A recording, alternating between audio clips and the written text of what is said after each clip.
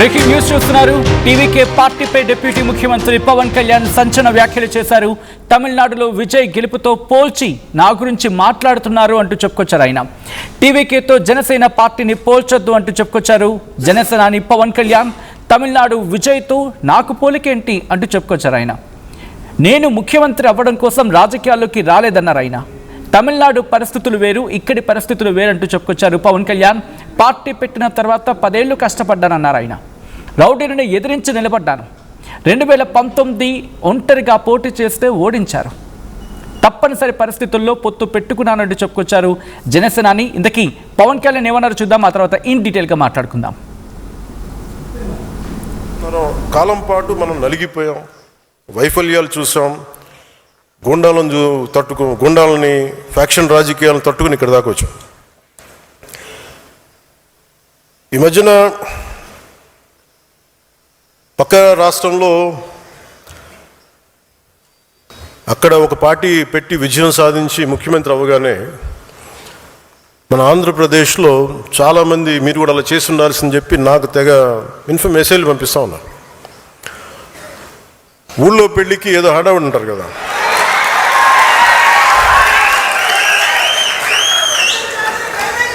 అంటే ఎలా ఉండదంటే మనకి సందులోనూ ఒక పెళ్లి జరుగుతూ ఉంటే మన ఊళ్ళో చిన్నపిల్లలు పరిగెడుతూ ఉంటారు అటు ఇటు, వాళ్ళ ఇంట్లో పెళ్ళి అనుకున్నట్టుగా. అరే ఆంధ్రప్రదేశ్ పరిస్థితులు వేరు. సరే వీళ్ళు చెప్పినట్టుగానే మనం కూర్చొని 2019 నిలబడ్డాం. ఎక్కడ పెట్టారు? 2 చోట్ల ఓడించారు కదా. పోనీ ఎవరైనా నిలబడ్డారు ఆ రోజున నాయకులు అంటే అందరూ పారిపోయారు కదా. సో అందుకని కంపారిజన్ పెట్టకండి. నిజంగా నేను పదవే నాకు ప్రధానం అనుకుంటప్పుడు 2008లోనే యూత్ వింగ్ కాదు ఎంపీగానే పోటీ చేశాను. 2014లో నేను ఎన్డీఏతో అలయన్స్లో ఉన్నప్పుడు నేను మల్కేజ్గిరి నుంచి ఎంపీగా పోటీ చేయాల్సి ఉంది. దశాబ్దన్నర కాలం పాటు మనం నలిగిపోయాం. రైట్, అది టీవీకే విజయం తర్వాత ఆ అంశానికి సంబంధించి జనసేన మీద చాలా ట్రోల్స్ అయ్యాయి. సోషల్ మీడియా వేదికగా చాలా ట్రోలింగ్స్ వచ్చాయి అండ్ చాలా text messages in fact social media వేదికగా కనిపించాయి. సో ఈ క్రమంలోనే అదే అంశాన్ని ప్రస్తావించారు జనసేనాని పవన్ కళ్యాణ్. పక్క రాష్ట్రంలో విజయం రాకని మీరు కూడా ఇలా చేసి ఉండాల్సిందని చెప్పి చాలామంది నాకు మెసేజ్లు పంపించారు అంటూ కూడా చెప్పుకొచ్చారు. ఒకసారి డీటెయిల్గా మాట్లాడుకుందాం ఈ అంశానికి సంబంధించి. అంటే పవన్ కళ్యాణ్ స్టేట్మెంట్ ఇచ్చారంటే కనుక ఏ స్థాయిలో అక్కడ ఉధృతంగా మెసేజ్లు వచ్చుంటాయి, ఉధృతంగా సోషల్ మీడియా ఏ విధంగా ట్రోల్ అయి ఉంటుంది జనసేనకు సంబంధించి, మరి ముఖ్యంగా పవన్ కళ్యాణ్ సెంట్రిక్గా అనేది అర్థం చేసుకోవచ్చు. మా AP input editor Krishnamohan updates అందించేందుకు జాయిన్ అవుతున్నారు. Krishnamohan, interesting development. అసలు ఈ విషయం పవన్ కళ్యాణ్ ప్రస్తావిస్తారనేది బిగ్గెస్ట్ క్వశ్చన్ మార్క్ అనుకున్న తరుణంలో ఆయన ప్రస్తావించారు. అండ్ దీని నుంచి ఏం చెప్పాలనుకుంటున్నారు అనే అంశానికి సంబంధించి ఎటువంటి చర్చ ఉంది ఏపీలో? అంటే ప్రస్తావన ఆయన ప్రస్తావించడం కాదు, ప్రస్తావనకి తీసుకుని వచ్చారు. సోషల్ మీడియా జరుగుతున్న అతని మీద వస్తున్న కామెంట్స్ సోషల్ మీడియాలో విస్తారాజ్యంగా పవన్ కళ్యాణ్ మీద పెడుతున్న వార్తలు కావచ్చు. ఎందుకంటే పొరుగు రాష్ట్రంలో విజయ్ కరెక్ట్గా 2 సంవత్సరాల ముందు పార్టీ స్థాపించారు. 6 నెలల ముందు తన ప్రచార కార్యక్రమాన్ని తీసుకున్నారు. వెంటనే ఎక్కడికక్కడ నడపాలనే ప్రయత్నం చేశారు. ఏకంగా ముఖ్యమంత్రి అయిపోయారు. ఇదే విషయం మీదనే పవన్ కళ్యాణ్ ని టార్గెట్ చేస్తూ సోషల్ మీడియా మొత్తం కూడా పలు రకాలుగా విమర్శలు చేశారు. తర్వాత ఆయన ఎంతవరకు ట్రోలింగ్ చేయాలో ఆ విధంగా ట్రోలింగ్ చేసిన పరిస్థితి. సో ఆ ట్రోలింగ్ ని ఈ రోజు కాస్త ఆయనకి హెల్త్ బాగాలేక ఒక 4 రోజులు ఉండిన తర్వాత ఈ రోజు విజయవాడకు వచ్చారు. తర్వాత గుంటూరు జరిగిన మీటింగ్ లో ఆయన ఇష్టాన్ని తనకు తానే ప్రస్తావించిన పరిస్థితి. ఇటీవల అయితే కొంత కీలకమైన వ్యాఖ్యలు అయితే చేశారు సజ్జన్. పక్క రాష్ట్రంలో ఒక వ్యక్తి పార్టీ పెట్టి వెంటనే ముఖ్యమంత్రి అయ్యారు. ఊర్లో పెళ్లికి కుక్కల అడవిలాగా అందరూ నా మీద పడుతున్నారు, నాకు చాలా మంది మెసేజ్లు పెడుతున్నారు, నన్ను అప్పుడే సింగిల్ గా పోటీ చేయాలని.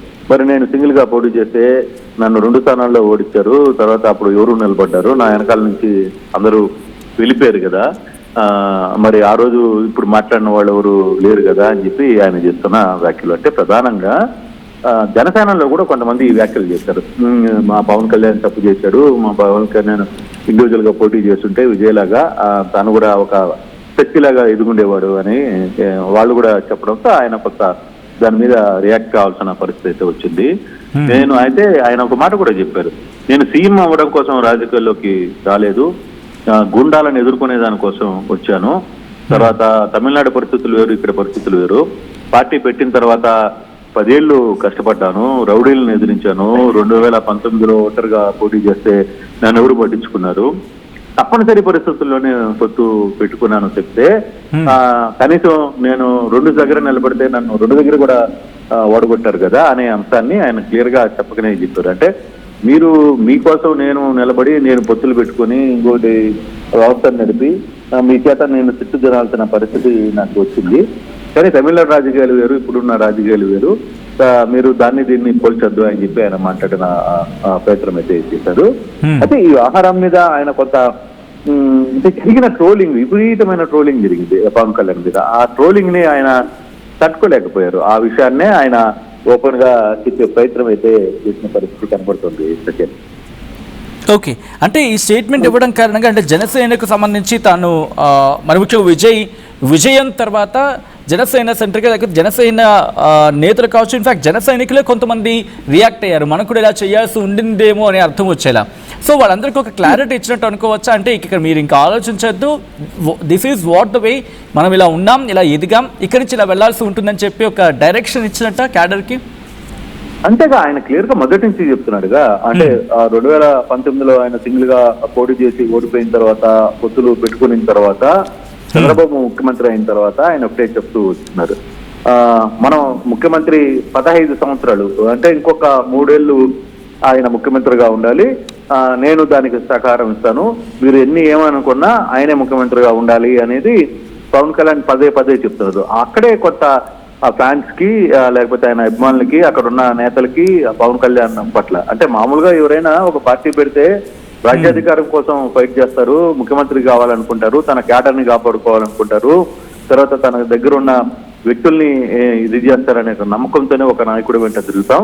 కానీ మా నాయకుడు వేరే పార్టీని భుజాల మోస్తున్నాడు అనేది పార్టీలో అంతర్గతంగా కొంత చర్చ జరుగుతుంది. అందులో విజయ్ ఒక్కసారిగా నేరుగా పార్టీ పెట్టడం, వెంటనే ఆయన ముఖ్యమంత్రి స్థానానికి వెళ్ళిపోవడం, ముఖ్యమంత్రిగా కూర్చోవడం, దీంతో ఆ పార్టీలో ఉన్న కొంతమంది నేతలు కూడా కొంత ఈ వ్యవహారాన్ని విమర్శించే స్థాయికి వెళ్ళిపోయారు. కొంత మెసేజ్ల రూపంలో కావచ్చు, అది ట్రోల్ జరిగే పరిస్థితులు కావచ్చు, ఇవన్నీ కూడా కొంత జరిగాయి.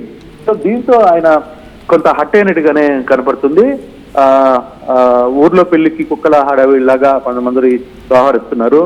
దీంట్లో చాలా మంది కూడా అంటే ఇటు వైసీపీ క్యాడర్ కావచ్చు, లేకపోతే పవన్ వ్యతిరేకించే క్యాడర్ మొత్తం కూడా సోషల్ మీడియాలో విపరీతంగా ట్రోల్ చేయడం వెనకాల ఈ వ్యవహారాన్ని ఆయన స్పందించిన పరిస్థితిగా మనం చూడాలి సచిన్.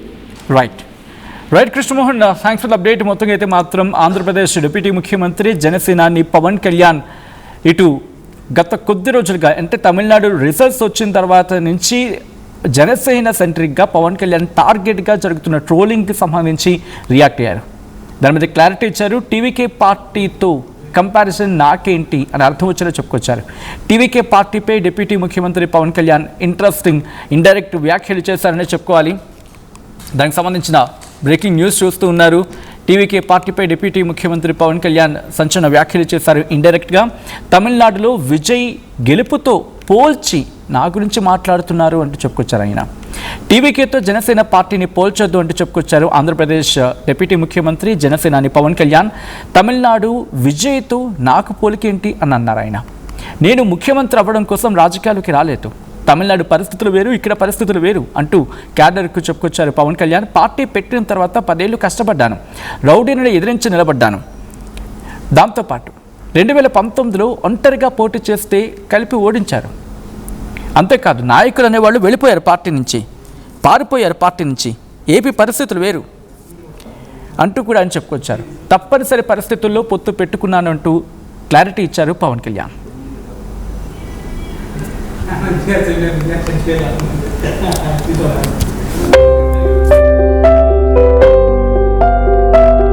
చిన్న చిన్న ఆనందాలు 35 ఏళ్లుగా నా జీవితంలో లేవు. 35 ఏళ్లుగా నేను డైపర్లలో బ్రతికాను.